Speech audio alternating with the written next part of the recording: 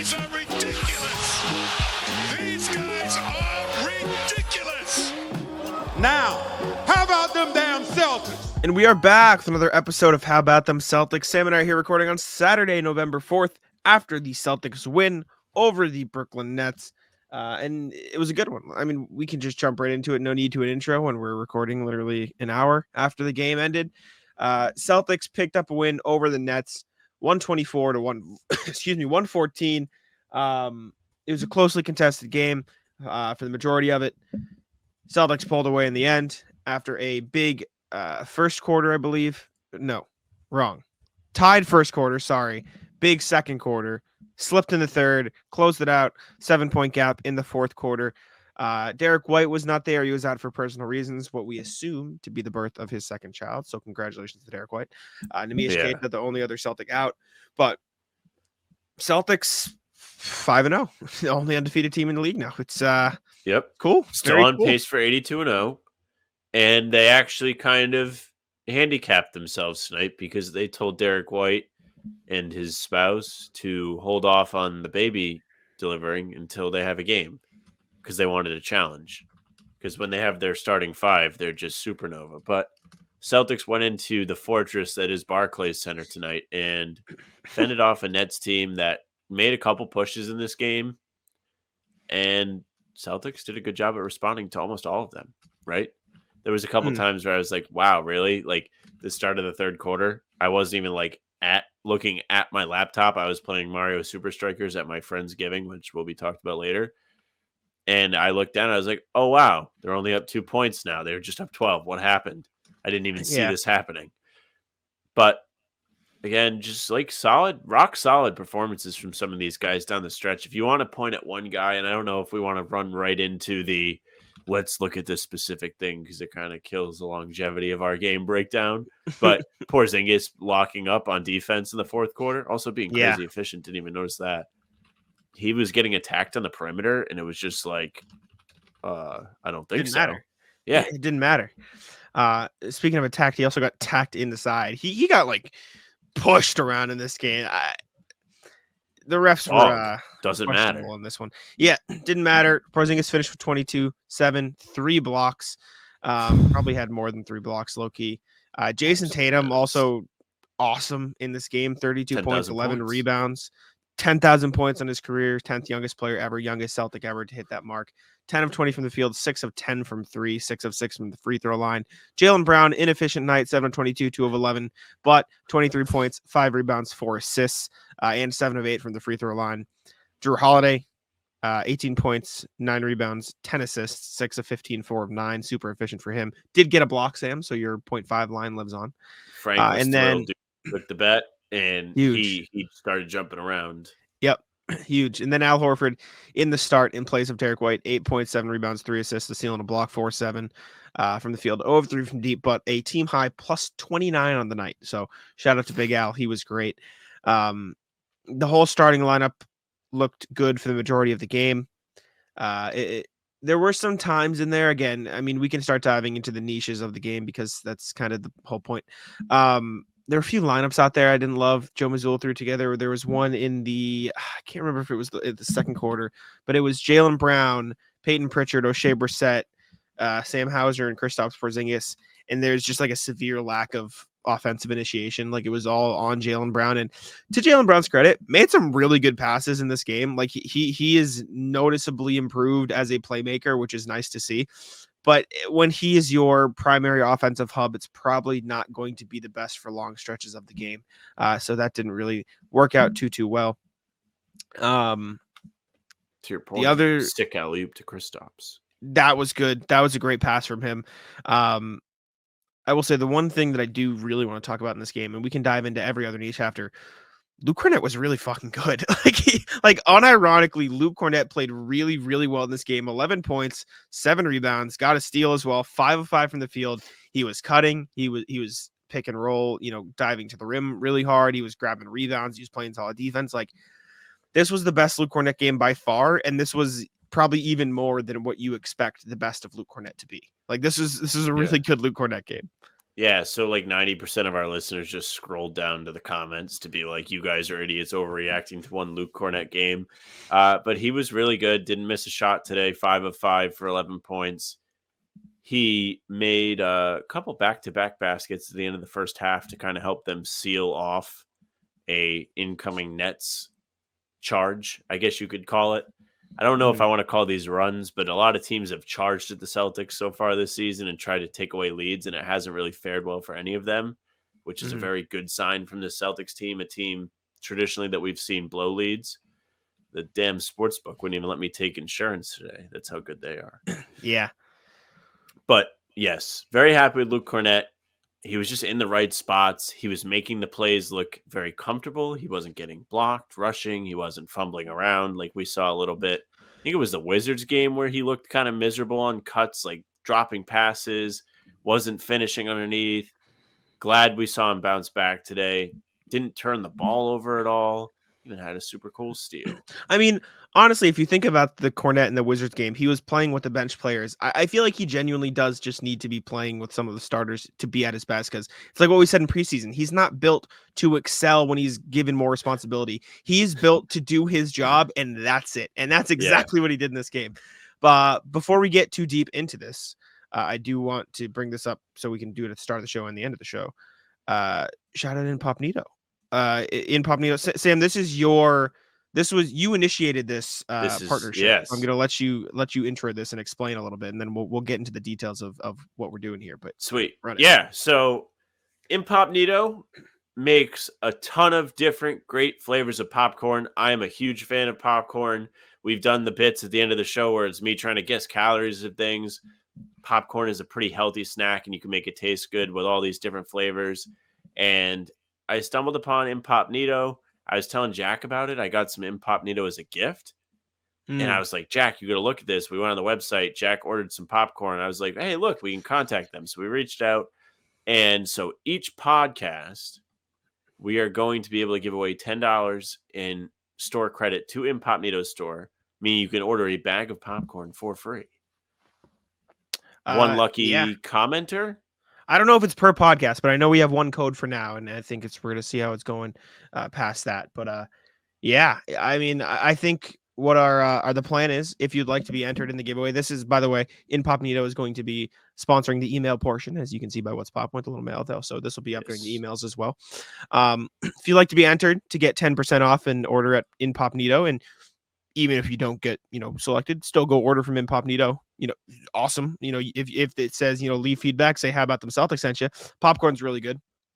Leave a comment or send us an email that's led with what's poppin', and then comment anything you want. Just lead with what's poppin'.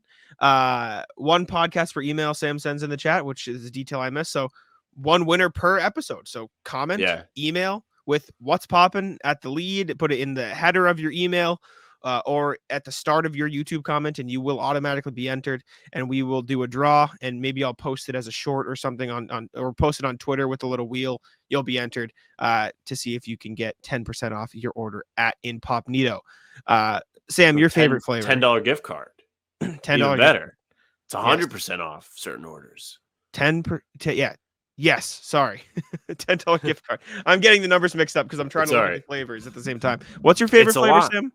I have a few different flavors. So if you want the goat flavor, look no further than that cinnamon toast there that Jack is hovering over. A fine flavor. Tastes just like a bowl of Cinnamon Toast Crunch.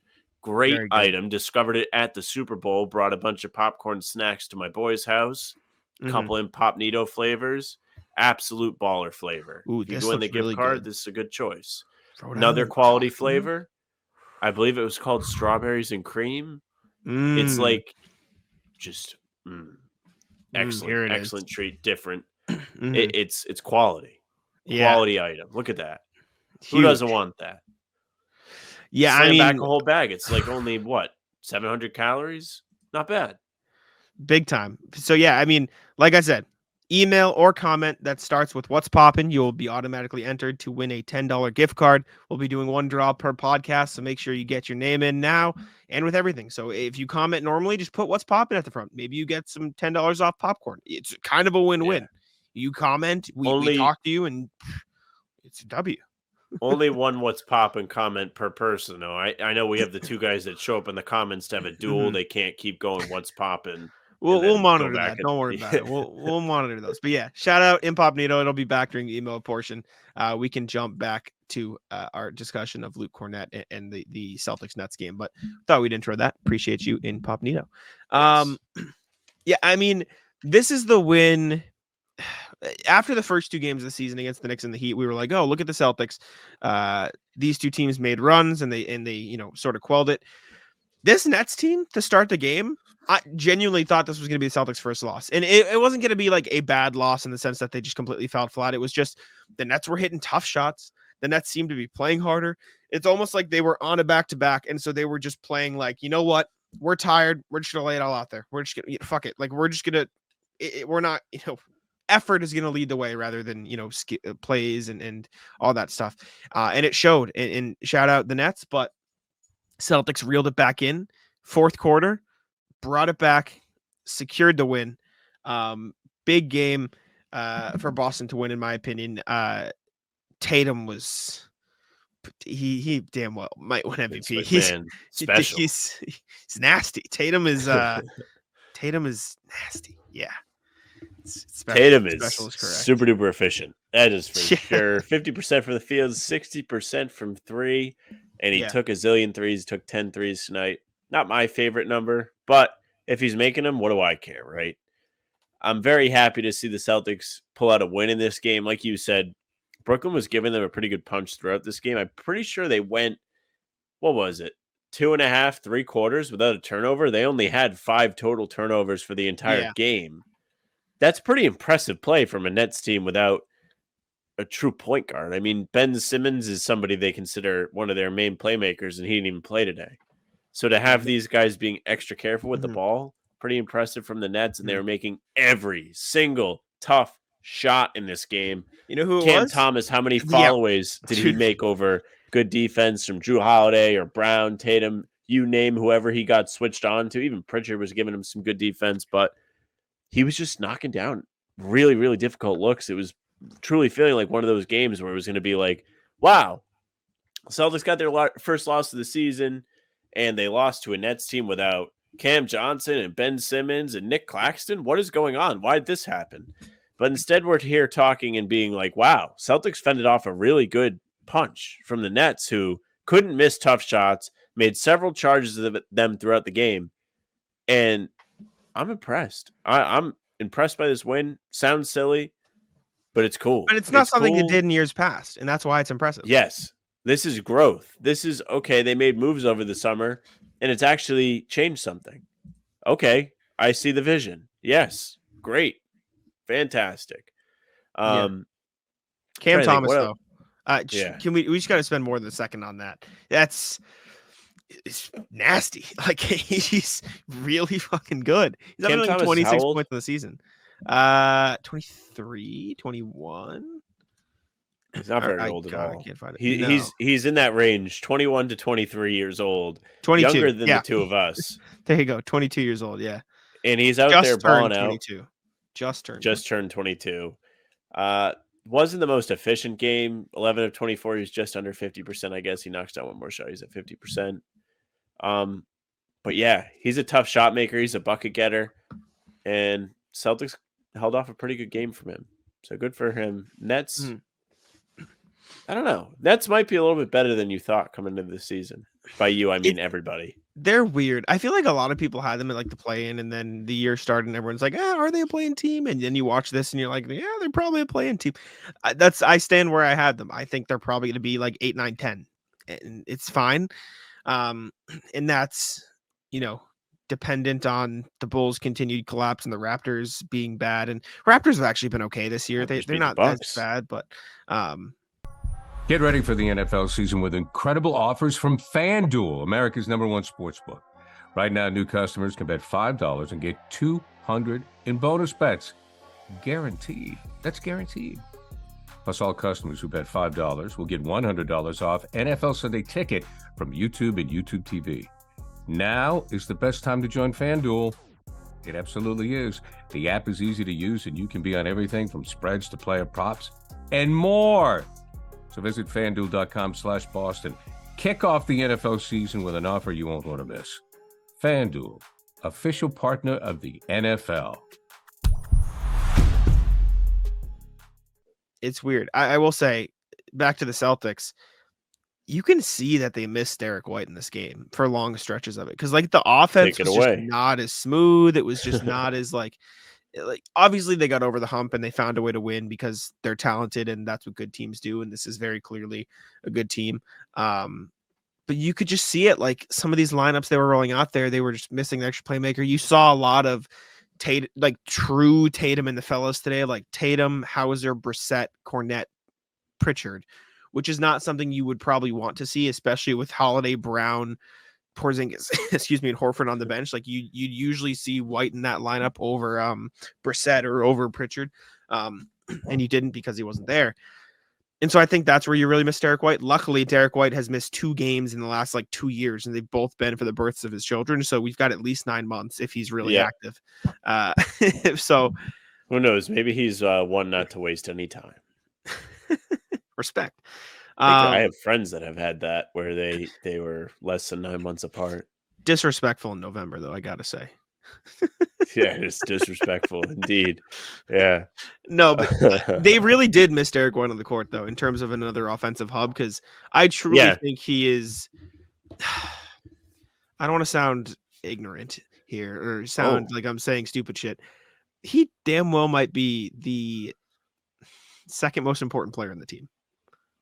I stand on that. I think he's not the second best. I think he's probably the 5th, 6th best player on the team. But in terms of overall importance, what he brings to the table, the connectivity between plays, the fluidity of the offense, having that extra ball handler, like the ability to, like Derek White's not going to play poorly and have his inefficiency hurt you. He's going to play poorly and only take 2 shots and play great defense, right? Like this isn't to nitpick at Jaylen Brown or Kristaps Porzingis, but like they will get their shots up, but they could have an inefficient night. If Derek White doesn't have it, he's just not going to shoot, right? Or he's not going to not shoot, but he's going to his spots a lot play better. Into the flow of the game. Exactly. And in doing so, he's going to help the Celtics offense with also bringing that defense. Like Derek White as a connector is probably one of the best there is.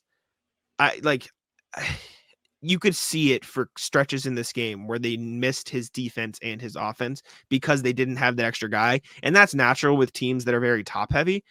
But I don't think you see it this clearly if you're missing one of the other 3 top guys. Like Drew Holiday maybe, but even so, like I just think Derek White in the flow of this team has learned to play with Jaylen Brown, Jason Tatum, and the rest of the guys so much that call me overreactionary, and I'm definitely biased, but like you could see the effect of not having Derek White on the court.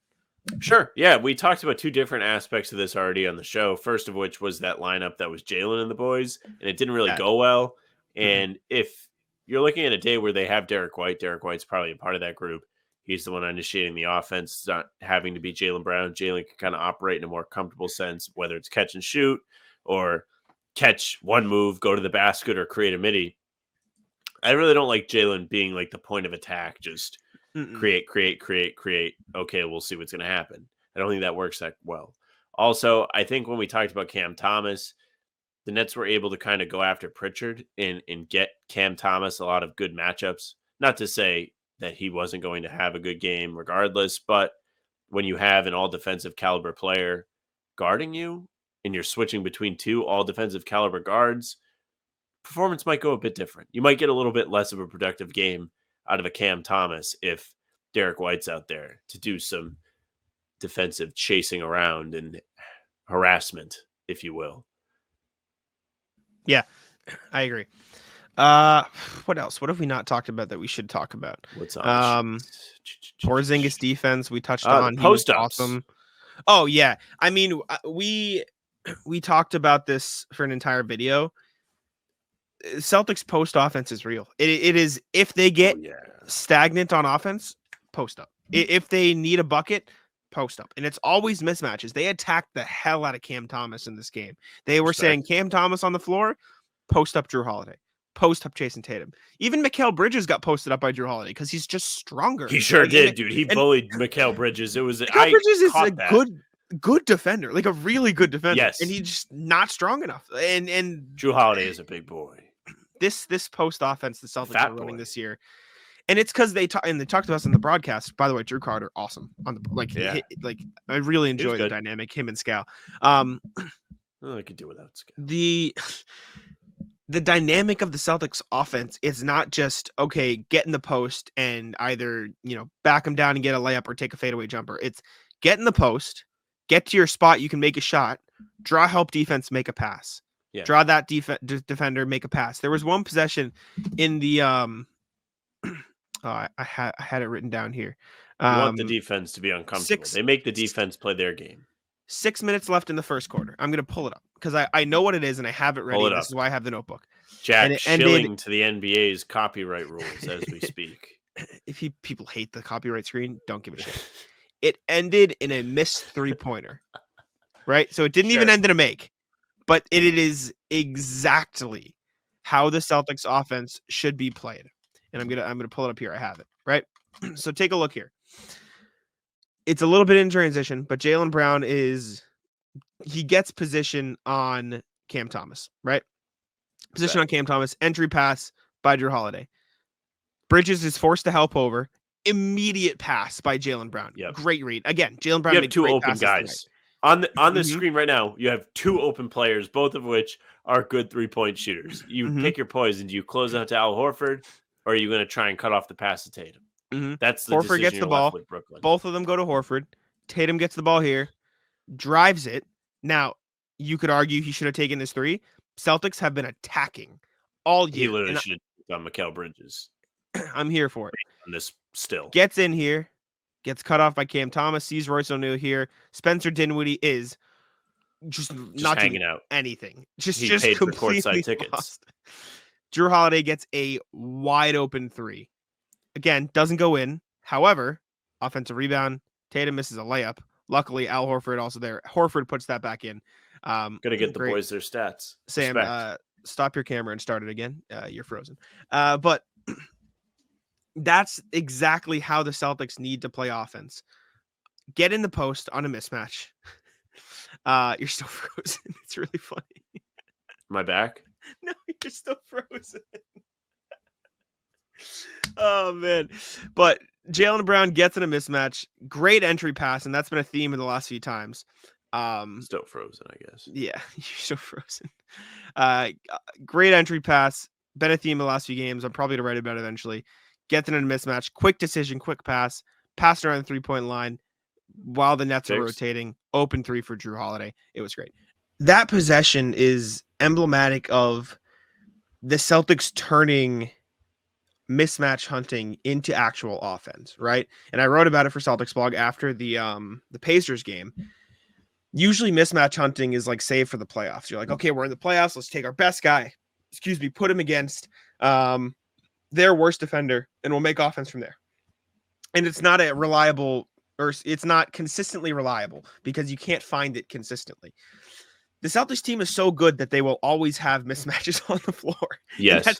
That's the way it is. And Joe Mazzulla said before the Pacers game, someone talked to something about it, about like finding the balance between ISO versus passing. And he goes, I showed a clip in film the other day where literally all 5 players on our team had a favorable matchup. What am I supposed to tell them? Don't attack it? Like literally every single player on the floor for the Celtics had a matchup that they liked. And when you have a team like that, and the possession that we just showed, you will always be able to find a guy on a matchup you like. In this case, it's often Cam Thomas because he's just not a great defender. Sure. And then from there, you're either going to draw help or get a bucket that or a shot attempt you're fine with.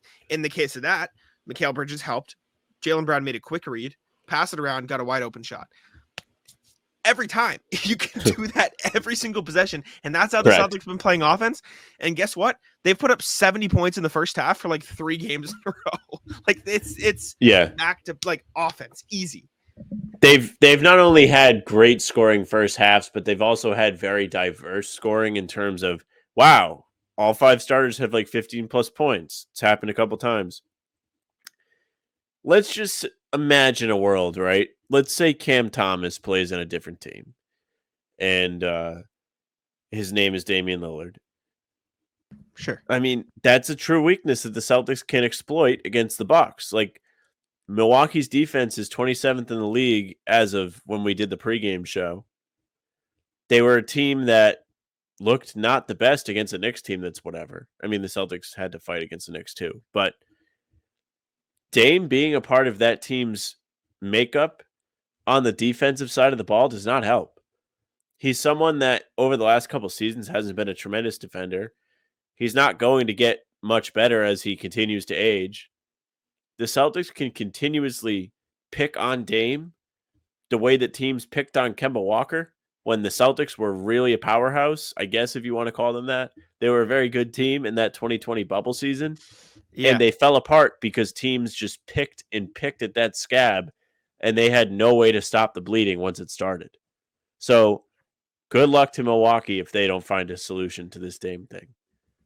Because Brook Lopez isn't getting any younger. Giannis is in his prime. Middleton's not getting healthier. And Middleton is not getting healthier. And who's your fifth guy? Malik Beasley. Ooh. Last couple things from the game.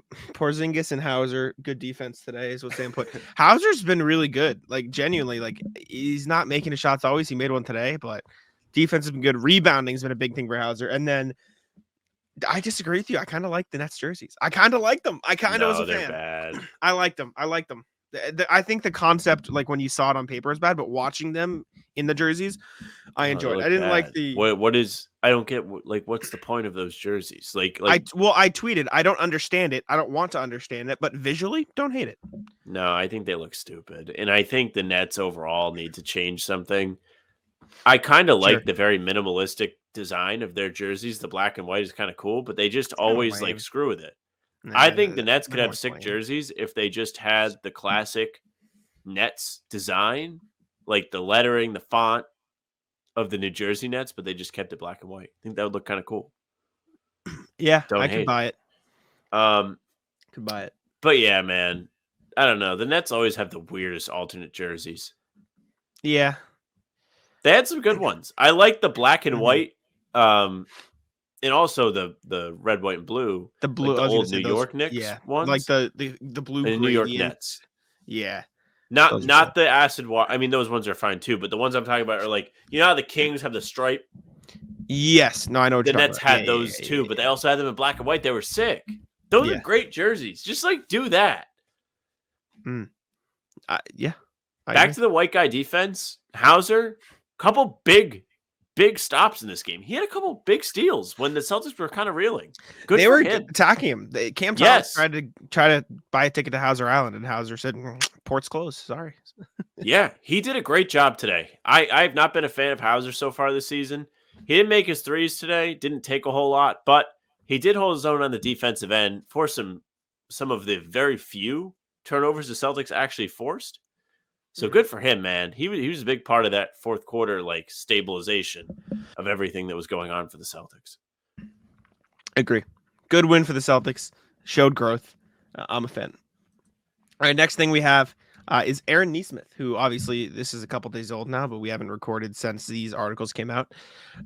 Aaron Nesmith had a big game the game before the Celtics game, and he reposted a Bleacher Report tweet that was the SpongeBob holding like the paperclip on the rope, and it said, you know, what the Celtics had to give up to get Malcolm Brogdon.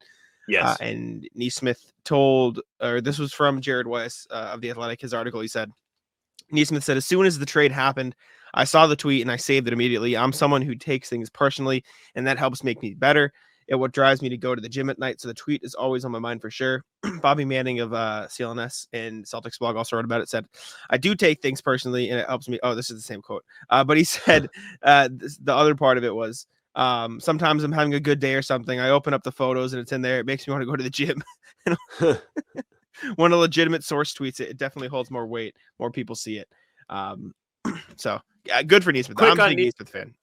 Nesmith has had a pretty solid statistical season. If you look at his averages, 12 points, just under 5 rebounds, 52.4% from the field, 38.5 from 3, good efficiency. But if you look at his game by game, it's either really good or just mediocre to bad.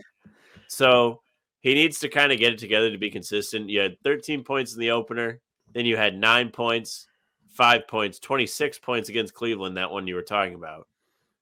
And then 7. Oh, I'm sorry. This is reverse order. So 7 points the over, then the 26-point outburst, then 5, then 9, then 13.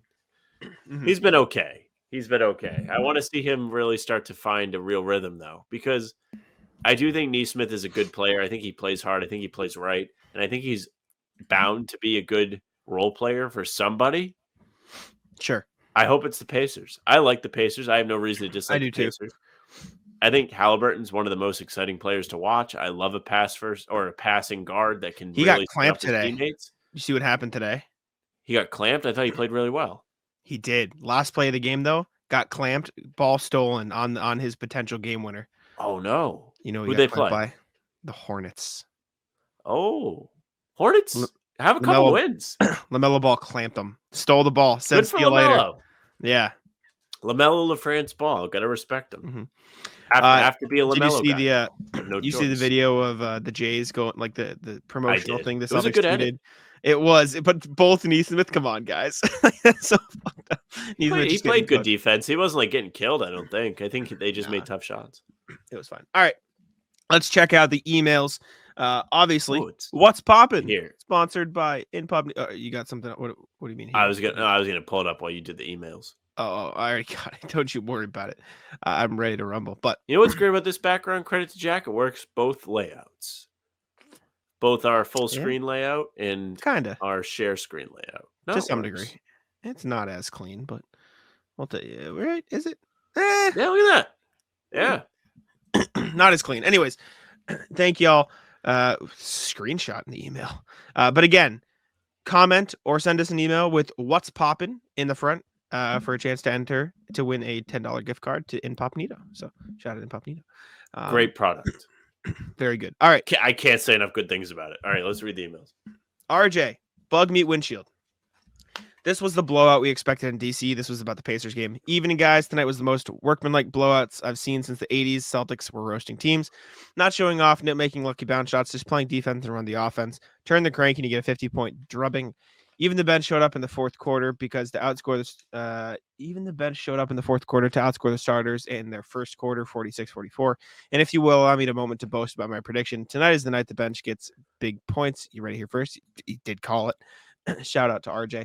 Starters 92, bench 63. I also called Sam Hauser making his first 4 3-pointers in the chat comments, but that one didn't make the screen. I think I'll buy a lottery ticket, maybe. I talked about the one band, one sound idea in a previous email. I think tonight was the first real display. Everyone took the floor, played basketball for the full 48 minutes, and it was beautiful. Let's all enjoy the ride. I think we're in for a very special season. Let's all enjoy the ride. I agree. So I'm on pace not to lose a game. Also sent us the email answers finally. Squad A was 86 Celtics. This year was after 3 games, and Squad C was the 76 championships. So thank you, RJ. We would have never gotten that, RJ. I don't know. Philip sends an email, pace and space. Fellas, happy weekend. Hope Sam is feeling better, but still sick enough not to work. Respect. It's online. Thank you. I have a hot take. Given how early we are in the season, the starting lineup has better floor spacing than any Celtics team ever. Part of it is that the game has changed. Of course, we have 5 shooters, but I give credit to Joe, who's emphasizing pace and pull-up jumpers. Both further help to prevent defenses from slacking off their guy or helping off a player.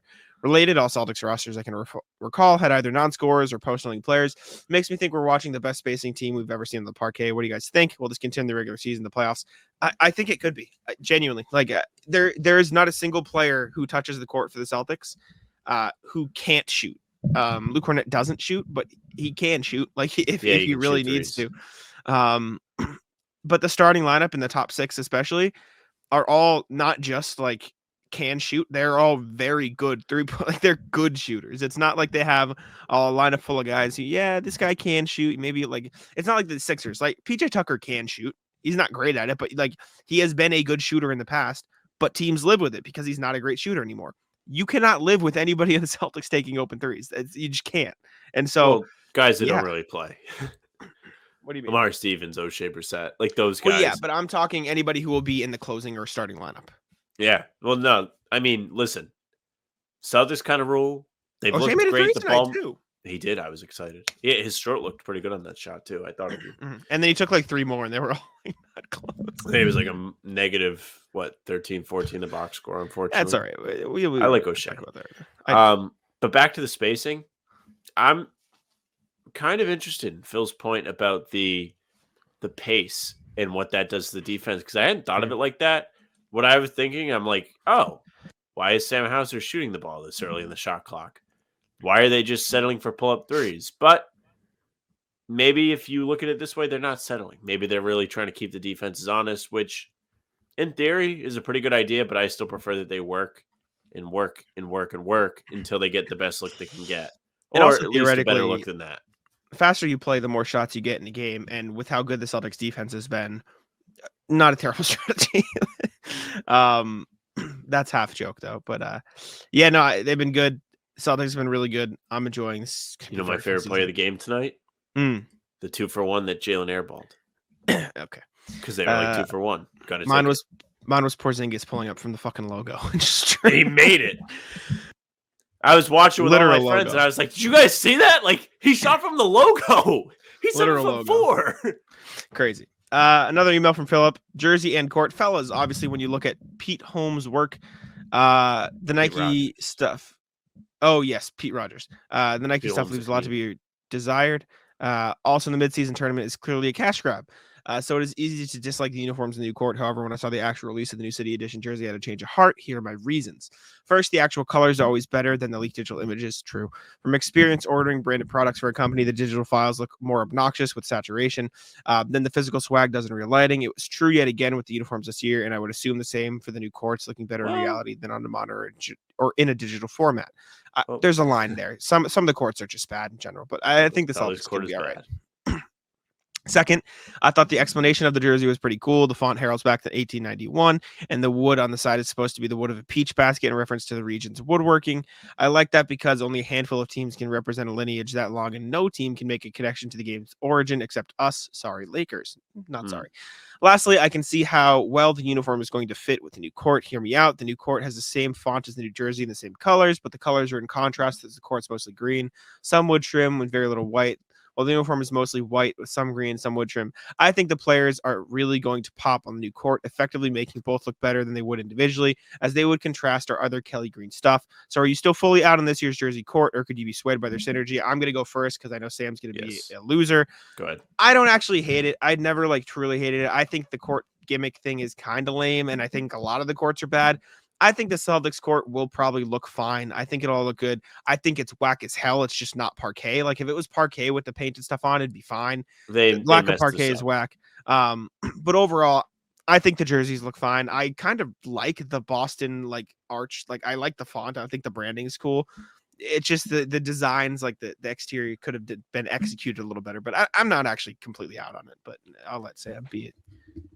Yeah, I don't really I just don't like the white alternates. I don't think you need a white alternate with the Celtics. I just think you have the best white jersey ever. You have the best home uniform ever. Just wear it. And I hate when they wear the whites on the road. They did it in Brooklyn tonight. It looked terrible. But as a uniform itself, it's not the worst thing ever. It's not. It's not the banner jersey. The banner jersey was terrible. It's not the Earth Day jerseys, which came in the same season. Those were also terrible. Honestly, I'd like to see them be more creative. If anything, I'm in on getting creative and doing something fun, but also make it make sense. Don't just do don't do something that you need to be hey, look at this very small detail. Get it? Like the Bucks did. Yeah. Example: the concept of the parquet jerseys they did good. The gray ones, having it be gray, horrible, bad, terrible. But the concept of that good, just executed horrendously. Yeah, so no, I agree. think something like that, the concept of having a banner on a jersey because you have banners, cool. Execution, awful. Bad. You've got to find a way. Pete Rogers, just sign him. That's the thing. You literally have this guy busting his ass every game, putting out jerseys to kind of bring this full circle to the beginning. If they made those main jerseys, bro. If they made those main jerseys, sales. You know what I'm saying? So I don't know. Jerseys, I think every team should have a Pete Rogers. Is my take on the city jerseys. If you really want to make it about the region, the team, the fan base, which they claim to do. Like, we want to really make it about the culture and history around each team. Bring in a guy that does stuff like Pete Rogers. Pete Rogers is creative as hell and has a bunch of ideas every single time the Celtics win, which is like every day now. So the man is putting in the work. With the court, I think the parquet aspect of this is very important, something you mentioned. I think the green on this court sucks. I know it matches the jersey. It sucks. I just don't like that they look like they're running with Milwaukee Bucks stuff. I don't like it. And this isn't even about the jersey. This is really court-based. I thought Milwaukee's court on Friday night when they played the Knicks looked kind of cool. You know why? Because it was primarily a regular wood-looking court, and then it had a color stripe down the middle. And if that was the design, I could probably live with it. But with the Celtics, I think they just kind of missed it. I think they could have did parquet in some way. If they made the strip parquet, I think it would look kind of cool. I also kind of wish they did not this green. They did more of the annoying green it used to be in the old garden. I think that could have been cool. I'm going to reserve my judgment until I see it. For real. I saw it. You saw the video on Twitter of it. Did you not? Maybe I did, but I don't remember. I want to see it. I want to see it with the jersey and stuff. I'm generally either indifferent or like something. Like I rarely dislike something enough to have a strong opinion. So it's fine. Whatever. All right. Next email, RJ. The Celtics real secret sauce. Afternoon, guys. I hope you're feeling better, Sam. Otherwise, Jack will have to fit you with Duke's cone of shame. I wouldn't mind. I like that Coach Mazzulla treated the fourth quarter of the Pacers game as a coachable moment, and he gave the bench guys focus coaching after the Wizards game. If everyone's going to contribute, everyone needs to be coached up to their potential, both as individuals and as a squad. While that's good, what will make this team great is that Pritchard, Hauser, Kornet, and the rest are going against the starting six in practices, learning how to defend and score against 5 All-Stars in Player 101. They're going to get better and more fearless as the year progresses. My hope is that one game this year, the bench guys start the game as a unit, and the usual 5 comes off the bench. I hate to say it's not going to happen. In the same spirit as Larry Bird's left-handed game against Portland, because they're all good enough to want the extra challenge. Ratless, the Pacers, Cup Court, even Boise State Smurf Turf wasn't that eye-searing. Should we pull up the meme? The one I sent you in the DM? Oh, yeah. Yeah, the Pacers one is bad. Pacers one is real bad. Yeah, I was on Reddit today and I saw a post about this. I immediately sent it to Jack. Jack got a nice kick out of it. Yeah. What's Seinfeld, going on? Kramer, what's going on in there? Since in-season tournament, Jerry. It's just the crazy blue light from the Kenny Rogers chicken episode, except the lead is, oh my gosh. The light is red in the episode, and it keeps Kramer up all night. Yeah. Bad, dude. It's bad. 11:47. Silly question time from RJ. Morning, Sam. Yeah. Morning, Jack. In honor of the silly courts, have some silly questions. Do you think the White family will name their newborn after Marcus, Rob, Malcolm, or Luke, regardless of gender? No, I don't think so. Don't think so. Do the alternate courts would look better in NBA Jam? What secret pairings would you want to see for this year's Celtics under a cheat code? As in, which pairing would be the best? Low-key, Tatum Porzingis would be the best NBA Jam, I think. Yeah, probably, because you could play Tatum as a point guard pretty much and just have Porzingis super tall and can shoot and dunk and block shots. I think that's the wave. Maybe Derek White. A genie gives you the wish of one NBA player's talent. Would you rather have Jokic's passing, Steph's range, Rob shot blocking, or someone else's signature skill? Happy Saturday, RJ. Steph shooting, I think, is the easiest answer here. That's my go-to here. I think I would want Rob's athleticism. I want somebody's athleticism. I want to be able to be just a force. You can think about this quite often. You can be super athletic and not be in the league. If you shoot like Steph Curry, you're going to be in the league. That's my thought process. That's not true. If I give you Steph Curry's shot, you can't play defense still. Yeah, neither can fucking Trae Young or Seth Curry or JJ Redick or I can learn how to be not the absolute worst by playing. I also think I would like to dribble the ball. Nah, I'm just thinking of things I can't do. I'm not Steph Curry, but I can shoot the ball pretty comfortably. Duncan Robinson made $90 million fucking dollars. Give me Steph's shot. Easy. The world has changed, or not the world. The league has changed a lot in 3 years. Doesn't matter. Shooters still get money. Athletic guys don't often always get money. I think I'd want to be able to dribble. Nah, I want the shot. Well, I'm not trying to make the league. I'm trying to be good at pickup or in men's Yeah, league. I'm still taking the shot. Give me that shit. Woo. I'm pulling. It's fucking You'd that be like one the game least I fun had. guy ever to watch. I just be Proc. That's all he does. It's the same shit. Proc will be in Vegas. Quick tidbit for people that nobody will know about this. With us? He's not coming with us, but he's going to be there at the same time. Sick. Yeah. I like Proc. Good guy. All right, last email. Nets halftime email. Ooh, quick hits at the half. Celtics look like last year's squad. Quick lead, then lost at the end of the quarter. Finished strong, which is good. Starters still seem to diss the bench. Pritchard and Hauser spent their first 3 minutes being spectators on offense. Still up by 12 at the half is okay. Be well. Well, all these things turned past out pretty well for the RJ, Celtics. wait till you see the beginning of the third quarter. Yeah, but it all turned out okay, though. It all turned out okay. All right. Thank you to all our emailers. We appreciate you very much, Again, per usual. Comment, email, what's poppin' to get entered into the contest for the $10 gift card. You'll be able to get yourself 1 bag of popcorn, I think, at least. Bunch of flavors. $10 gift card. Cannot go wrong. It's going to be a lot of fun. You're going to enjoy it. You can slam back popcorn if we ever get to do playback again because blackouts on NBA League Yes, Pass. sir.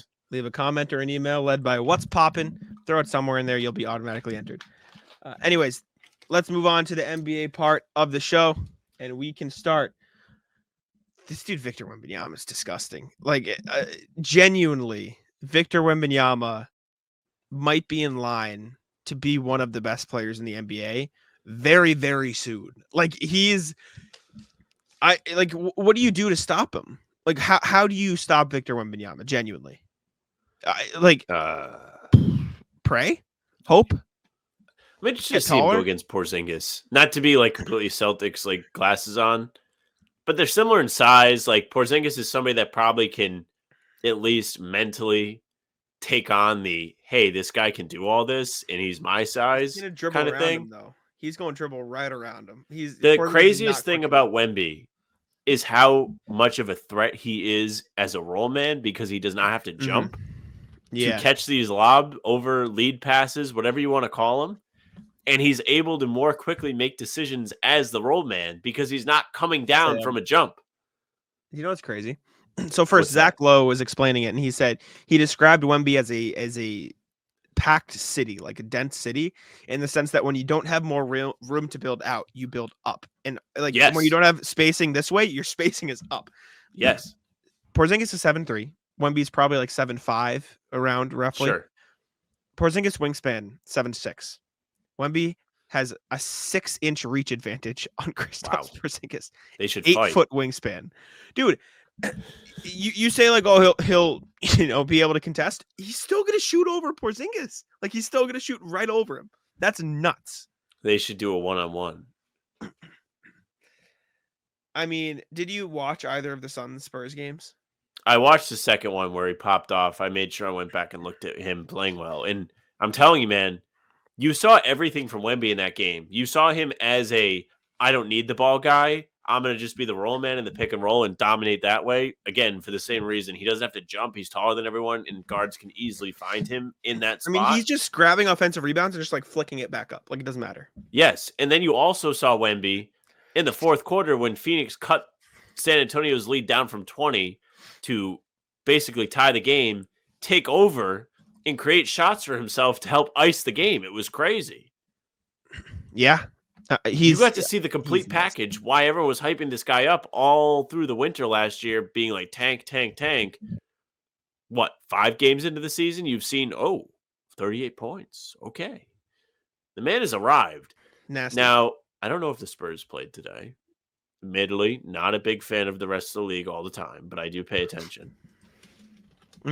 Curious to see if he's able to really continue to keep building on things and just be like, I'm going to be consistent around 20 points per game. I'm going to make the Spurs competitive. Spurs have a winning record through the first 4 games, right? 2 wins against the Suns, too. It's crazy. Yeah. I mean, the Suns they did not play today. Out of nowhere. They play tomorrow. But, yeah. Who they have? The Raptors. Should be a win. Yeah, fun to see Wemby go. But let's no coughing on stream. Let's take a look around the league and check in with the standings. So Celtics are obviously the last undefeated team in the NBA at 5-0 now. Behind them, Sixers at 4-1, really good, and it's because Tyrese Maxey's averaging 27 points a night and shooting 50% from three. Yeah, Sixers are probably just going to be good, which is kind of annoying. But Hawks also 4-2, Magic 4-2, Bucks 3-2, and everybody else is 500 and below, including the Cavs at 2-4, the Heat at 2-4, the Knicks at 2-4. Not a good look for those teams who should probably be playoff squads. Well, the Knicks were very close yesterday to sending the Bucks crashing down to 500 or 2-4. I don't remember what it was at the time. Would have been 2-4 if they lost. Yeah. Yeah. And tell you whose fault it was is none other than Julius Randle, who was absolutely garbage in the clutch. Meanwhile, his teammate Jalen Brunson having a monster game. What do you have? 43, 45 points or something like that? Yeah, in Milwaukee for that in-season tournament game. And Randall's like, it's my turn. 45. Yeah, fumbles around, ends up losing the game, doesn't get back on defense after Brunson misses a tough look, and Dame ends up getting the and one. Trivia, what tour date did Julius Randle shoot from the field? Oh, that's a good question. Give me a tour date. Give me a month and a day. June 22nd. What would that be? 6 of 22. Really close. May 20th. May 20th. 5 of 20. That's the tour date to this one. I truly just don't know how Knicks fans can watch this team and be like, this is a guy that's supposed to help us win. Including a clean January 9th from 3. Big time. Never want to see January. Never want to see. No. You should not be going on tour in January, dude. If you're trying to do stadiums, it's cold out. You gotta at least be an August guy. And if you're not an August guy, tough. That man is just not a winning player, bro. He's just not. I'm so happy. Like, this has been the first guy I've really trashed. Not to say like everyone's like Zach LaVine's a winning player, but like people are starting to come around and be like, this guy might not be good. And I was like, I tried to tell you, bad player. Yet he's made 2 All-NBA teams. I don't get it. Because it kind of had no other option. Because guys missed games and like KD was hurt, LeBron was hurt, Anthony Davis missed time. Like all of these things fell into place for him to wind up in an All-NBA team. Unbelievable stuff. Bucks would have been 2-3 if they lost. By the way, my bad. Okay. Looking around the rest of the league, Nuggets 6-1, Warriors 5-1, Mavs 4-1, Pelicans 4-2, Clippers, Timberwolves, Spurs all 3-2. Everyone else 500 and below, including the 2-4 Suns. And the 0-6 Grizzlies. Yeah. Tough for the boy, Marcus. Hate to see it. Yeah. Still have the jersey hanging up and back out of respect. Very tough. Warriors, though. These have been fine. I'm surprised at the Warriors. They just look really good. Like, they just look really fucking good. And the best part is they're 4-0 away. 4-0 on the road. I think they won like 10 total road games last year. 9 total road games? They were 9 and 30. 11 and 30 last year on the road. I'm an idiot.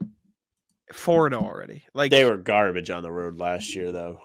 So bad. It was the reason why their whole season went off the rails. Well, not really the whole reason. It was a result of the Draymond thing where they just weren't able to get it together. And it carried over into the playoffs. It was the reason they weren't a top seed where they were home court. And oddly enough, they did win Game 7 and Game 5 in Sacramento. But, I mean, they really, really struggled on the road last year, and it was crazy. And now they're back, I guess. Chris Paul looks really good with them. Yep. Give him his credit. Any other teams around the league that look interesting? I can pull up. Let me pull up players' traditional stats on NBA.com. Well, you do that. In-season tournament tipped off yesterday. Mm-hmm. Yeah. First games ever. Yeah. Of course, we talked about Milwaukee almost losing to the Knicks. You had Denver looking absolutely possessed against Dallas, who was undefeated at the time. They're just good. Like, Denver's just like, we're on a Boston to Denver like crash course right now, genuinely. Which is kind of not as fun. I mean, it's fun, but it's not fun. What do you mean not as fun? I don't know. I'd rather like get like a big like another Warriors rematch or play the Lakers. Nah. Denver, I don't really want the Lakers to even have the chance. Do you want my honest opinion? I think we're going to see Denver, Boston more than once over the next 5 years. Oh, we're gonna have to hate Jokic. I don't even know if it's going to be hate Jokic. It's just going to be fuck this guy, man. Like, what the hell? He's like, it's not I going to be out actually of like vitriol. a lot of these guys on the Nuggets, though. Like, I don't want to have to start hating Mike Malone. Well, I'm not going to hate him. It's just going to be like a damn. You like might have to. Nah. I mean, Why maybe don't you let can. me I'm handle not the hating and Okay, telling you sure. who you should hate? Well, then don't tell me what to do. You can handle the hating. Then maybe you think of that. Yeah. I would hate to hate Mike Malone, though. He's so fire. Agree. You saw the thing of opening night, all the Nuggets fans saying, "Who's your daddy?" The Lakers, and Jamal Murray's like, "This is all your fault," and he's just laughing. Yeah, he's just going back and forth with them. Looking at points per game, Luka is leading the league at roughly 34. Mitchell, Luka, Donovan Mitchell, Devin Booker, De'Aaron Fox, Steph Curry, Jason Tatum, all averaging 30 plus a night for their respective teams. Most field goal attempts per game is De'Aaron Fox at 23-3. Jason Tatum is 10th down there. Desmond Bane attempting a lot of shots this year, as is Tyler Hero, who's averaging a very efficient 26 points, 45 splits. Honestly, usually like to hate Hero. Good for him. After all the shit he went through the summer, like good for him that he's playing well. I don't even care. He's on a big prove it move for him. Respect. After being almost traded or reportedly wanted to be part of all these deals, according to Pat Riley. Like they want to get rid of him, essentially. Yeah. And Pat Riley was like, actually, no, we didn't want to trade him. Most threes a game, it's just Steph. Shocker. I'm just looking at all the major stats. Most rebounds a game is Domantas Sabonis at 14-2 right now. DeAndre Ayton's second. No real interesting names except for Jalen Duren at 8th at 11-6. He's also second in the league in offensive rebounding. Mitchell Robinson's grabbing 6 offensive rebounds a game. That's kind of fucking crazy through 6 games. Like that's a crazy pace. Assists right now is Tyrese Halliburton at 12.4 a game. He's averaging 24 and 12 while shooting roughly 50-40. He's special. Like he's nasty. Devin Booker also averaging 10 assists tonight, but he only played 2 games. Trae Young also averaging 10 assists. Trae Young, though, shooting 35% from the field and 28% from deep. Not exactly great. Hawks are 4-2, though. So, yeah, sure. Why not? John Collins was the problem. Yeah. Fuck it. Most turnovers per game. Cade Cunningham at 5.5 a game. Steals is Marcus Smart at 2.8. Wouldn't have it any other fucking way.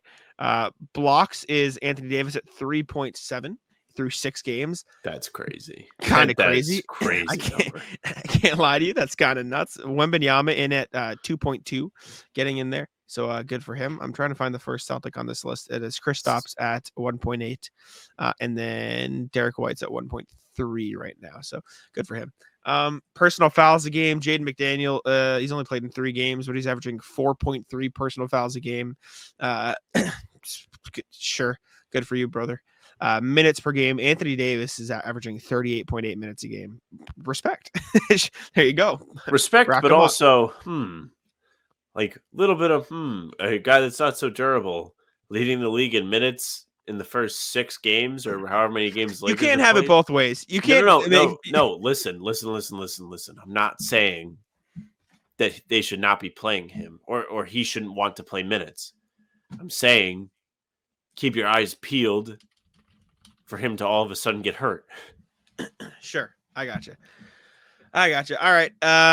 Free throws. Giannis is getting 10.4. Giannis and Dame are 1-2 in the league in free throws. That's disgusting. Oh no, that's not good. Hate it. Luckily, Giannis is shooting 61.5%. So first Celtic, how many does Tatum have per game? Ooh, or is it Porzingis? It is Porzingis at 5.6 and Tatum at 5.2. Refs don't love the Celtics quite like they like Milwaukee. Clearly. How the hell is Dame getting so many free throws? I was watching that Knicks game last night. He's just fucking flailing. Honestly, he's getting a lot of. It feels like he's getting a lot of 3-point foul calls. I don't have seen a couple. Who is shooting the worst from the field while attempting at least 10 shots a night? Would you like to try to tell me? Player taking at least 10, like of all players taking at least 10 shots, who is shooting the worst from the field this year? Is this going to surprise me? No. Is it Julius Randle? When I asked you this question, I didn't know who it was. But yes, it is Julius Randle. This wasn't a bit. This was just a fun thing I was going to do. Julius Randle is shooting 27.1%. He's 4.3 makes for every 16 shots. Guy's just a bad player. He's just not a winning player. He's not. That's special. The next tape or the next film room guys asked me to do their show this upcoming week, and I can't do it, but I will be there. And I would love to talk about Julius Randle with them. I could not wait because I just want to be like, just have like just this guy sucks circle with them because I know they agree. Worst 3-point shooter among those who have taken at least 3 per game, I should say. I'll give you the number. Someone's shooting 4.8%. So it's not Pritchard. No. They are currently on the season. Pritchard doesn't qualify, I don't think. Somebody's shooting 1 of 21 for 3 on the season. Is it Scoot? It's Chris Paul. Chris Paul's no. Very tough. Very tough. And then last thing we'll do here. Who leads the league in plus minus? It has to be a Celtic. Mm-hmm. Is it Tatum? Yeah, and it's not close. 94 for Tatum, 87 for Paul George, 86 for Jokic. Next most is 80, and then it just drops. Paul George being there is kind of impressive. You think there would be more Celtics on this list because of those 2 blowout wins against both, Indiana and Washington. You get down into it. The Celtics have like 5 in the top 12, so it's fine. But all right, let's talk about this Warriors Thunder controversy. I have not seen this. You're gonna have to educate me. Okay, sir. Good. I also forgot to give the timestamp for when we started looking around the league. So tough. Good luck. The Warriors Thunder game was very good. It was a very good game. So I've heard. It came down to the last second. Steph hit a game-winning, I believe it was a floater. However, there's a lot of drama on Twitter because there was no goaltending called. And it was very close. I've watched this multiple times. And not only was there no goaltending, they overturned this, I believe, and they called it a basket. This was challenged in the moment. Overturned and called a Draymond Green field goal. Like it was given to Draymond Green. Draymond clutching up. Yeah. But I'm going to show you this, and then I'll show you that we'll watch the replays and all of it. But yeah, here we go. So this is the final play of the game. It's a tie game at this point. And this is the play. As it just fucking lags all over. I was going to say. Here we go. Right? So in the moment, you're like, okay, Draymond doesn't even touch that. It's fine. But he hit the net. He did. Somebody hit the net. Giddey also hit the net. They both hit the net. Right? They both hit the net. So technically you called on both of them. Also, by the way, white jerseys look bad on the road. Just had to say it. Draymond. This is why people are mad. Okay. So Draymond. As you watch Draymond jumping up for it, watch this hand on the ball. Fingers on the ball. You see? That does not look like it's up that high. It looks it's on Giddey's shoulder. Oh, that. Yeah, that's the one. The second hand coming through. Right. Bang. Adjusts it. Goes back. Close call. Do we have another angle again of this? Okay, yes. So here you go. It's not this hand. That's the problem. Giddey does touch the net, so that's a problem. Draymond touches the rim. He definitely hits the ball. Here it is. And the hand coming in and touches the ball a little bit. But if you want to... Oh, listen to this. Listen to this. This is explaining here. Giddey is pulling the net. After review, the basket interference call on the court has been overturned. It's a successful basket.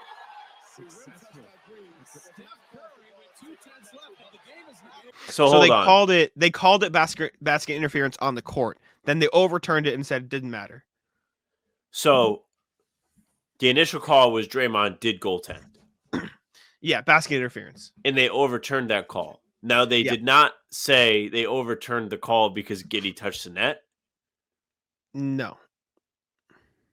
Kind of. Let me look at the 2-minute report. Let me go because if I had to do NBA PEMDAS on the rule, I would say Josh Giddey grabbed the net before Draymond touched the ball. So technically the play should be dead by the time Draymond touches the ball and the basket is good. But I don't know if that's what the officials said. Last 2-minute report. After communicating with the replay center, the ruling on the floor of offensive basket interference was overturned. There is clear and conclusive evidence that Green does not touch the ball, and although he makes contact with the rim, contacting the rim standing alone does not violate the rule. In order for contact with the rim to constitute offensive basket interference with the ball, when the ball is not in the net, it A, must occur when the ball is sitting or rolling on the rim and using the rim as its lower base, B, cause the ball to take an unnatural bounce, or C, move the rim off center. None of those conditions are satisfied, so there's no basket interference. I disagree. I think a couple of those were satisfied by what Draymond did. I think it looked like he hit the ball. I think 1, he hit the ball, and 2, I think he touched the rim while it was sitting or rolling on the rim. And I also think he caused it to take an unnatural bounce. Watch this. Ready? And sorry that this is taking up time, but like I thought this was interesting. So you watch this. Ready? Tell me he doesn't touch the rim when the ball is on the rim. Okay, hold on. Maybe he doesn't. But doesn't his first hand? I think his first hand does. From the top angle, it looks like he taps the ball. I agree. This angle we're looking at right now, it looks like he taps the ball. It's not playing. I don't know. I thought it was weird. I'll put it this way. If I was an OKC fan, I'd be mad. Like I would be angry that something wasn't called or that it was called and then overturned, because I think the important thing here is in order to overturn something, it has to be clear and conclusive, and calling that clear and conclusive is some bullshit because that's not clear and conclusive. Anyways, last thing before we move on to the rat list is Sam's favorite player in the league, Zach LaVine. Because remember when we talked about how there were rumblings that, the Bulls or the Sixers might want to get in on the LaVine action. Yeah. Source from Joe Cowley of the Chicago Sun-Times. According to a source close to the situation, the Bulls have no intention of trading LaVine anytime soon. And even if that changes, a big if, it's unlikely the 76ers fit the profile of what the Bulls would be looking for in return. The Bulls are unserious. Like, the Bulls, oh man, King of the Fourth Quarter, the YouTuber. Yeah, he just tweeted out. He said, "I need LaVine or DeRozan to request a trade now." Like they're done. Bulls fans are done. The Bulls are bad. Like it's bad. They just lost by 22 to the Nuggets tonight. Game they were winning at half. Yeah, the Bulls were up by 2 at half, and then they lost third quarter, fourth quarter. 21-35, 27-37. I would love to know, like, if you had even an off the record conversation with the Bulls front office. What do you guys what's your best case scenario? Like, what do you think is going to happen with this current group? Because there is no answer where it's well, maybe they could do something. It's no, this team sucks. Best part, I was doing research for an article yesterday.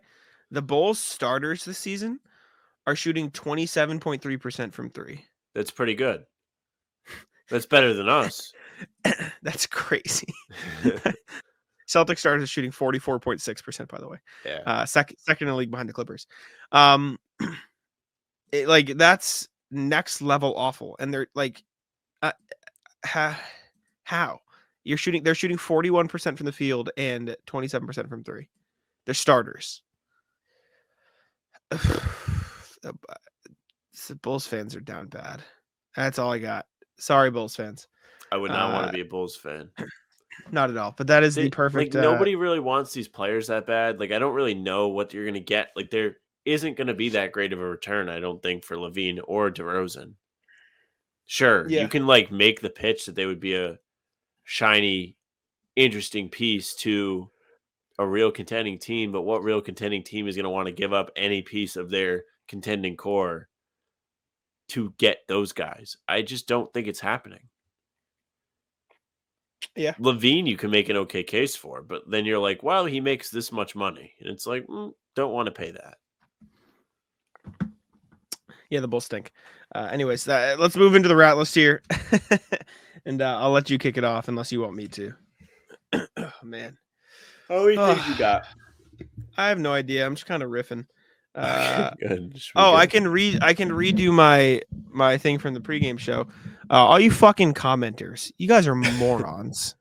You most should of close you. with this. You could should close with this. No, I don't care because I want the most people for audience retention purposes to hear this. Okay, great.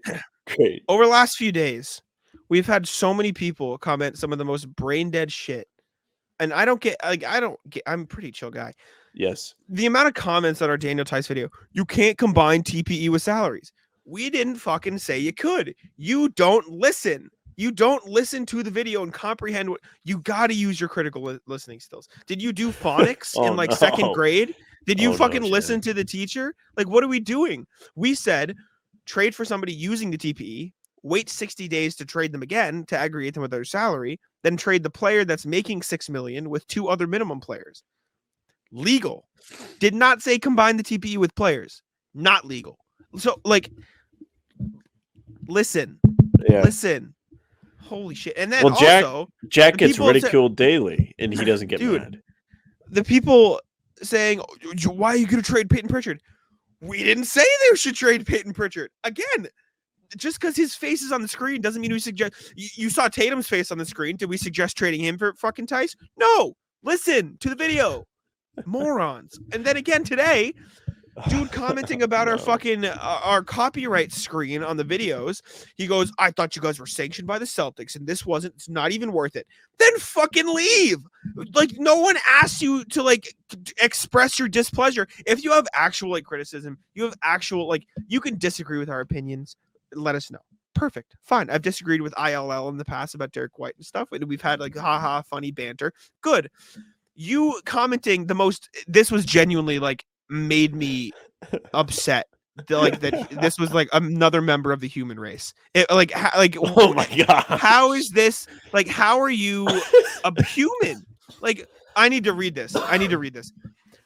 Copyrighted material, really? Nothing like screaming from the rooftops. We're not sanctioned by the Boston Celtics. Sorry, but you were better off without the videos since I wondered whether you were or not until I saw your really oppressive watermark. LOL. Goodbye.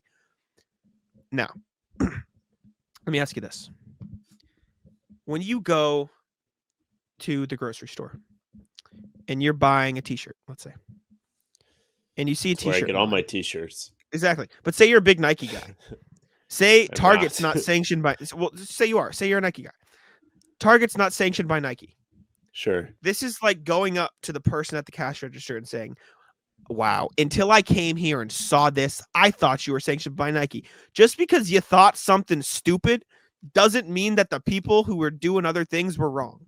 You thinking that everybody with Celtics in their name or covering a basketball team is sanctioned by the team, you're dumb as shit.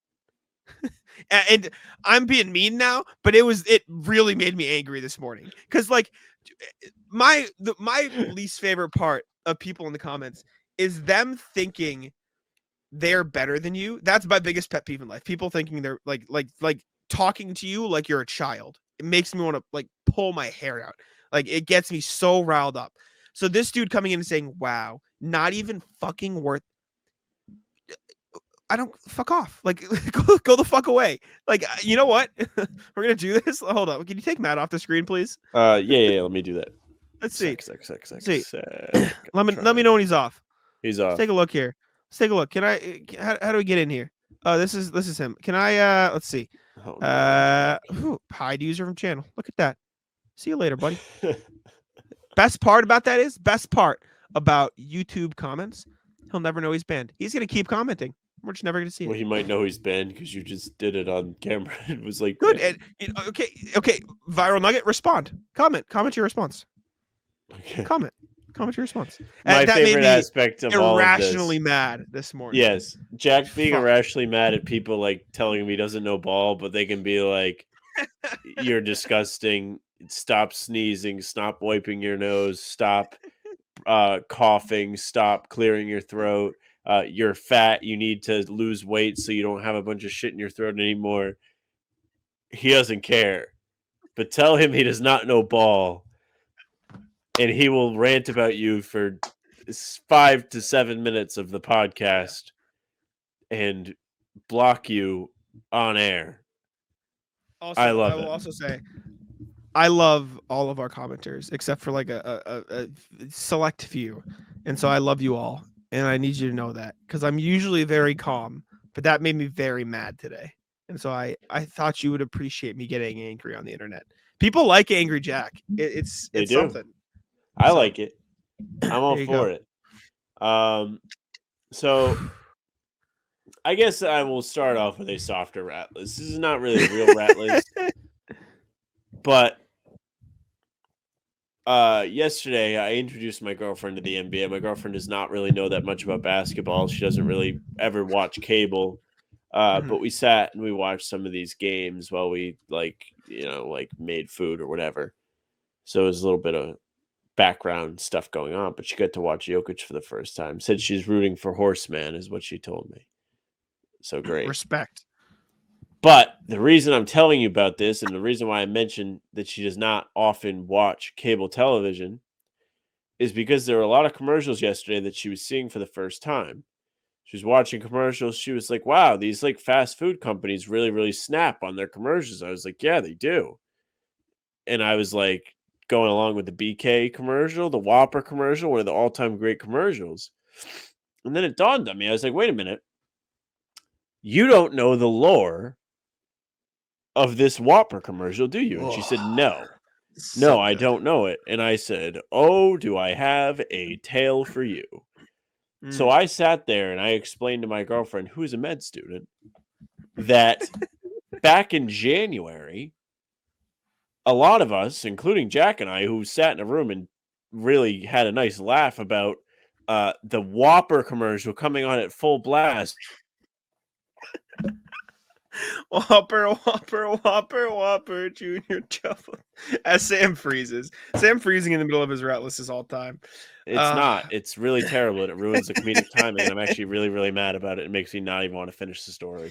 It's okay. I started singing Whopper, Whopper when he froze, so it carried over. Sure. I don't even remember I don't know where I left off, because you really don't know when you lag. You just said like I was explaining to her like the song, like the lyrics. I was explaining not the song, but that the lore. Yeah, the lore. Lore that the entire world stood still as DeMar Hamlin was fighting for his life on the football field, and we're all sitting here in disbelief laughing because not at him, because the Whopper commercial is just the most non-read the room-esque placed commercial during this tragedy. They cut to break because they don't want everyone they don't want a bunch of cameras in this guy's face. You just get Whopper, Whopper, Whopper, Whopper. And I'll tell you what, nobody thought that shit was funnier than Jack. When that happened, again, not the tragedy, the commercial's placement. I remember Jack and I did a show after that, and I think we both sat here dying laughing for like 10 minutes just talking about it. Whopper Whopper might be top 5 all-time memes. It's up there. I got to explain the historic lore of the Whopper commercial yesterday. Yeah, Whopper is all time. I'm gonna rat list the new download position in Chrome. So this is very random. Do you use Chrome? Yes. Day to day? Yes. Do you know what I'm talking about? Yes, I do. So usually beforehand, Chrome would download something and it'd go to the bottom of your screen like a bar. Very convenient. Allows you to drag things up easy. Now it goes to the top right of your screen. So you have to click something and then you can drag it. Yes. It's just like changing something that doesn't need to be changed. And you know what that sounds less convenient now. You're going to say NBA jerseys. And it sure is. Yeah. But yeah, it just makes all of my editing, all of my adding photos to articles, all of my adding, video stuff to podcast editing, everything is just more difficult. It's Nobody really asked annoying. for that. Exactly. Yeah, exactly. And the best part is it used to be a beta thing, so you could like turn it off, like, oh, I don't want to test this out. But now it's just a thing, so you can't change it. So it's fucked. It's not a fun time. So today was my Friendsgiving, and great event. It rivals Secret Santa, though I don't like Christmas. I do really like Secret Santa with the boys. It's very great. We all get each other great gifts. Everybody has a great time. Friendsgiving's great. We all make food. We all sit there and eat a bunch of food. Now, the rat list is me because holy fuck did I eat a lot today. Good. I had 2 full plates. Turkey, ham, broccoli, mac and cheese, mashed potatoes. Beans, potatoes, tomatoes, ham. No green beans. Chicken. Well, they didn't have green beans. I was just singing the song. Then I had these cookies I made yesterday. Don't worry about it. We were baking cookies watching the play-in or the. Did you make them or did Kalen make them? We both made them. It was a team effort. Mm-hmm. We did. I paid for the stuff, and she picked out the amount of ingredients, and I helped mix them together. It was a very much team effort. Okay. It was. I swear to God, it was. I did the dishes. That was one of those things that was better left at team effort. Not, I paid for it, then I mixed the stuff in the bowl. Yeah, I paid for it. This is my stuff I should have paid for. It's for my event. But anyways, ate like 5-6 of those cookies. My friend made these brownies that are also Rice Krispie treats and s'mores. So I had like 3 or 4 of those. This is just one of those days where I woke up today knowing I was going to eat whatever I wanted. And those days are historic days. And in a week, it won't matter, but you have that regret. You're just like, wow, I'm fat as shit. I shouldn't have done that. Yeah, sure. So I've got a rat list, but I'm going to encapsulate it in an anti-rat list. So I went out in Boston with Danny yesterday. Had a good time. Had some beers. I was feeling good. Put that way. I was feeling all right. Okay. And we're out and about, having a good time. Danny's a fun guy. We're chilling. We get to the tea stop. We're on the way to the bar. We had a little bit to drink beforehand, then we're going out to a bar. And do you ever walk by somebody and you hear part of a conversation and you so desperately want to stop and say, need to hear the rest. Need to know what's happening here. Yeah, once in a while. I remember I went to Six Flags and this woman was like, yeah, my brother used to just kill frogs. And then we just kept walking. So my version of that last night was, and here we're walking by, you get like, he's a virgin. He probably gets bullied. And I don't know. That was actually very well done. I like that delivery. Good job, Jack. Great job. Good job. Good job.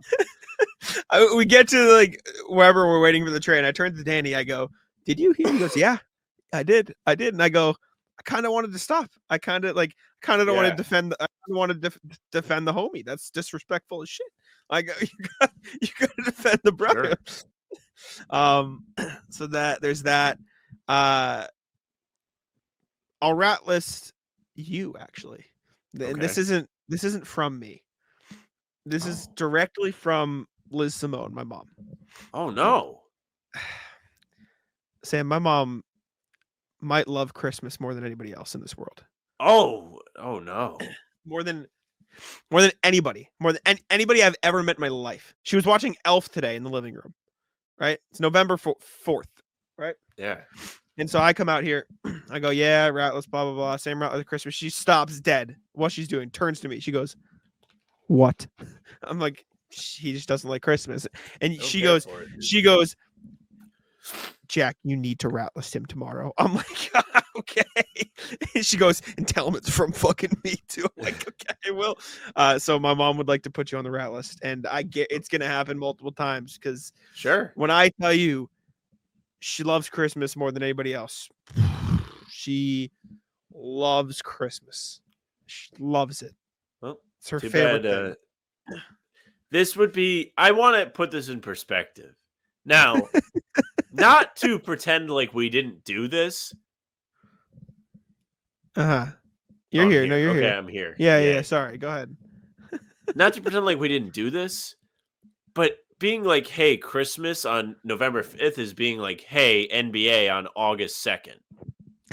I mean, we did that, but it ain't here yet. It's not NBA season on August 2nd. It's about to be Thanksgiving.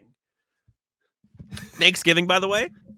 Love Thanksgiving. Quality holiday. Yeah. Love Thanksgiving. Friendsgiving was great today. We took all these stupid pictures. We all like found random items in McKenna's backyard.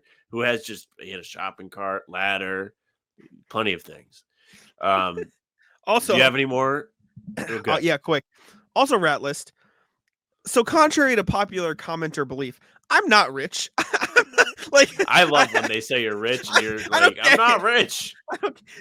I'm trying to move into the city. Everything's so fucking expensive. It's so impossible to find anywhere to live. And so Ratless the fucking housing market for just making Dude, I wish it I liked like impossible. rodeos and stuff because it would cost no money to live near that. Right? I wish I grew up in Oklahoma City, could cover the Thunder, get real the beat real Yeah. easy, watch some rodeos, live real cheap. And no, I live in a place that wants to charge me for fucking the shit that I take in the corner. Like it's just everything has a price. Like you can't live anywhere. It's impossible, man. Oh my god. I had something else too. Oh, Ratless, this guy who came up to us. So we went to one bar, got closer to Danny's house, went to another bar. This dude comes up to us. I'm not gonna say on the podcast. He just asked us, like, never met this guy. Asked us I the need to hear most. about these things. I will tell you the Yeah. most obscene question. And Danny and I, like, shell shocked, look at each other, we're like, wow. And so, like, we had like a pity conversation with dude or whatever conversations, whatever. And then we like kind of like shuffle, blah blah blah, talk to ourselves, move away, and then he comes back and he's like, "Yeah, I'm like my name's this, like this." I'm like, "Nice to meet you, man." Then we finish our drinks. He goes, "Yeah, me and Danny, like, yeah, we're head out." We get out there. He goes, "We had to leave. We had to go." So yeah, and then last one I have anti-ratless. So I'll shout it out. College Pizza by Fenway, great pizza. Danny might be the most social person on the planet, right? He's very outgoing. He's just one of those guys that knows everybody. We get into this pizza place, chilling there, and I know Danny loves the pizza place because he's sent me pictures of him like behind the counter, like just making pizzas before. You go in, owner goes, "Danny, get the fuck up here, buddy." And he goes up to the counter, like daps him up, goes, "What's up, man?" Just like, and Danny goes, "No, I'm waiting in line. I'm just standing here. I'm in line. I don't want to disrespect." And he goes, "All right, fine." So we just wait, and like we just have a conversation with this guy that Danny knows. Danny puts like a tip in the jar. They take the jar away and say, "Don't you fucking don't you dare. That's disrespectful tipping us." Like it's a ratless because I am not like a naturally social guy. And so you I'm don't sitting want to be there the like, center of attention. no. Yeah. But well, it's not even But the you host a attention thing. It's just podcast. like, well, it's not even the attention thing. It's just like in that setting, Danny's so Yeah, comfortable and I'm so you not. got So I'm nothing like, for him. Okay, cool. But yeah, I mean, it was funny. It's just, and pizza, I got a buffalo chicken slice. Shit was fucking. Let me tell you, at that moment in time and at my mental state in that moment, maybe the greatest piece of food I've ever had. Okay. I got home, had a chicken cheesesteak. It's like just cheese, like cheesesteak, but chicken. Heated it up because I got it earlier. Genius. Then we played OG Fortnite for an hour, and it's good. It's good. Anyways, I'll let you wrap it around. It's a good end to your night. So, Oh, it's great. speaking of going out, right? So I was at this thing today, obviously, and as you do at a Friendsgiving, you have many conversations. One of the conversations we were having would be like maybe like not amongst, discussing what would be the most intense fighting words to hear if you're out maybe at a bar, right? Because one of my friends was talking about like he got in an argument with somebody at a bar and whatever, said he could bench whatever, and the guy tried to tell me he could bench. Just stupid, dumb arguments that aren't even really funny. Yeah. But so rat list. Anybody that calls you pea head. Did someone call you pea head? I was not called pea head, but the insult pea head was thrown around at the table today. And let me tell you, pea head may be more insulting to be called than anything I think I could think of. It's probably worse than buddy. If you're out with your friends and somebody calls you pea head, like you almost have to fight them. Like you got to think about it. Like if somebody calls you pea head, you have to do something about that. You cannot allow that to happen. If somebody calls you buddy, you can be like, "Who you calling buddy?" Like you just like pal him or something. If somebody calls you pea head, you cannot come back from that. You have to like go fight them. I don't know if there's any other response I've never to heard that. pea head. Exactly. That's good. That's the even better part. Because someone was like, "Well, what if someone calls you pinhead?" And I was like, "Well, if someone calls you pinhead, then the thought is that they are not saying something as original because." Obviously, SpongeBob, who you calling Pinhead, is what everyone's mind to that has seen it jumps to. So it's like, well, Yeah. you're not really that original. But somebody calls you P-head. Was someone They called dug P-head? deep in the bag. Was At someone the table, called somebody P-head? might have been called P-head.